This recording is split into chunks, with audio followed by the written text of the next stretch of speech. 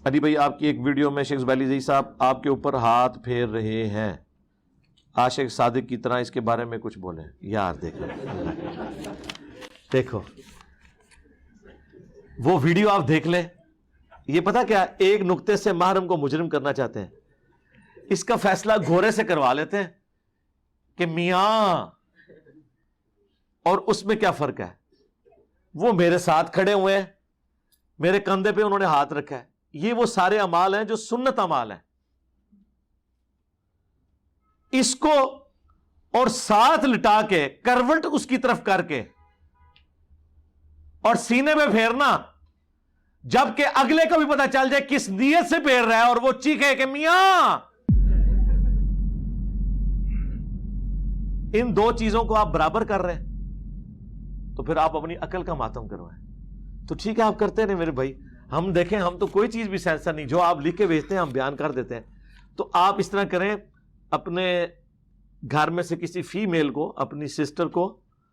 اپنی بیوی کو یا اپنی والدہ کو یہ دونوں واقعات بتا دیں اور ان کو کہیں کہ ہاں یہ دونوں ایک انٹینسٹی کے واقعات ہیں یا ایک جیسے واقعات ہیں۔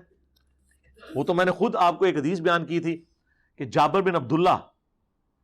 رضی اللہ تعالیٰ عنہ کو، صحیح مسلم میں 2950 نمبر حدیث ہے، جب امام محمد باقر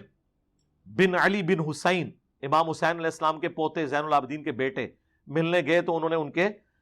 گریبان کے بٹن کھول کے اس سینے پہ ہاتھ رکھ کے کہا کہ اے میرے نبی کے بچے، وہ نبی نہ ہو چکے تھے تو وہ حضور کی خوشبو محسوس کر رہے تھے اس سے، کہ تو مجھ سے جو بھی سوال پوچھے گا میں تجھے بتاؤں گا۔ پھر لمبی حدیث شروع ہوتی ہے، وہ حضور کا حج کا طریقہ پوچھتے ہیں تو جابر بن عبداللہ وہ بیان کرتے ہیں۔ تو اس طرح اظہار محبت کے لیے اس طرح کا معاملہ ہونا اور ہے۔ بعض لوگوں نے اس واقعے کو قاسم نوتوی کو بچانے کے لیے پیش کیا، یار قاسم اور نوتوی کو رشید احمد گنگوئی نے ساتھ لٹایا ہے اور پھر اس کی طرف کروٹ بھی کی ہے، انہیں چیخاں بھی ماری ہیں نے، اس کے بعد خواب میں دلہن کی شکل میں بھی دیکھا ہے۔ اس نے سان رکھو جنہ رکھنا جائے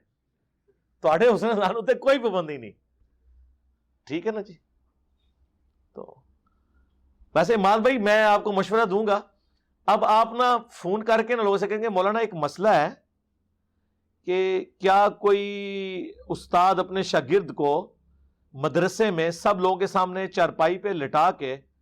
اس کے سینے پہ ہاتھ پھیرے اور کروٹ کر کے اس کی طرف لیٹے اور وہ شاگرد آگے سے چیخے مار رہا ہو، تو مولانا اس پہ کوئی آیت ہے قرآن کی، کوئی حدیث ہے؟ ٹھیک ہے، یہ پوچھا کریں۔ ہاں تو اگر وہ تپ جائیں تو اس کا مطلب یہ ہوگا کہ وہ بھی سمجھ رہے ہیں کہ کام غلط ہوا ہے، اور اگر وہ کہیں کہ ہاں حدیث شریف کی جو سب سے معتبر کتاب ہے قرآن کے بعد، ارواح ثلاثہ، ہاں اس میں لکھا ہوا ہے کہ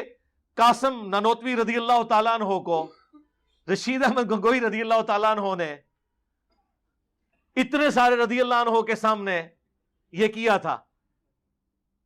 اور انہوں نے چیخیں ماری تھی۔ اور یہ رضی اللہ عنہ میں اس لیے کہہ رہا ہوں کہ انہوں نے علماء دیوبند کو رضی اللہ عنہم لکھا ہوا ہے المہند المفند میں، یہ او والا رضی اللہ عنہ ہے، یہ صحابہ کرام والا رضی اللہ عنہ نہیں ہے۔ سوال پوچھے تب جاتے ہیں، پہلے ہی کہتے تھے کہ انجینئر سے نہ مسئلہ پوچھو، علماء سے پوچھو، علماء سے کوئی پوچھتا ہے آگے سے غصہ کھا جاتا ہے، کیا کرے؟ اچھا یہ غصہ پتہ کیوں کھاتے ہیں؟ ان کو جواب نہیں آتا، غصہ کھا کے بلی مار دیتے ہیں، آندھا کو پوچھے ہی نہ، یہ ہوتی ہے ریزن۔ یا دوسرا حال ہوتا ہے آپ کو علماء سے بات کرنے کی تمیز نہیں ہے۔ یہ جملہ تو آپ کسی بھی وقت کسی بھی موقع پہ کسی کے لیے بھی بول سکتے ہیں کہ آپ کو بات کرنے کی تمیز نہیں ہے۔ اس کا حل میں آپ کو بتاتا ہوں، اس کا حل یہ ہے کہ یہ سارے سوالات نہ کسی ادھیڑ عمر کے بندے جس کی داڑھی سفید ہو،